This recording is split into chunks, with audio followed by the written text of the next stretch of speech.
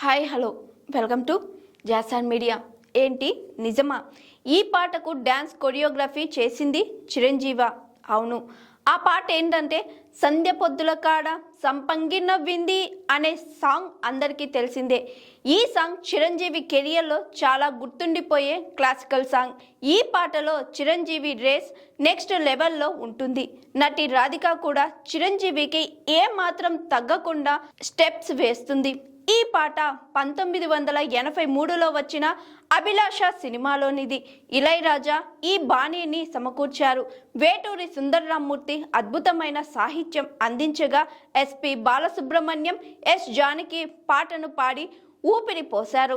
సాయంత్రం నిశ్శబ్దాన్ని, ప్రేమలోని మౌనాన్ని చాలా సున్నితంగా చూపించే పాట ఇది.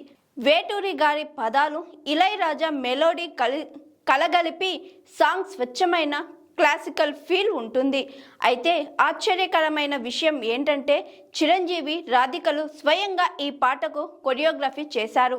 ఈ పాటకు కొరియోగ్రాఫర్ అందుబాటులో లేకపోవడంతో చిరంజీవి స్వయంగా ముందుకొచ్చి రాధికతో కలిసి స్టెప్స్ క్రియేట్ చేశారు. ఒక రోజులోనే సాంగ్ అంతా షూట్ పూర్తి చేయడం గమనార్హం. సంధ్య పొద్దుల కాడ అనే టైటిల్తో ఉన్న ఈ పాట మధురమైన పదాలతో సాగుతుంది. ఈ పాటలోని అందమైన సాహిత్యం, సుందరమైన సంగీతానికి చిరంజీవి చేసిన కొరియోగ్రఫీ అదనపు ఆకర్షణంగా నిలిచింది. ఇప్పటికీ ఈ పాటను సంగీత ప్రియులు ఎంతగానో ఆదరిస్తున్నారు. ఇది వాట్సాప్ స్టేటస్లో కూడా తరచుగా కనిపిస్తుంది.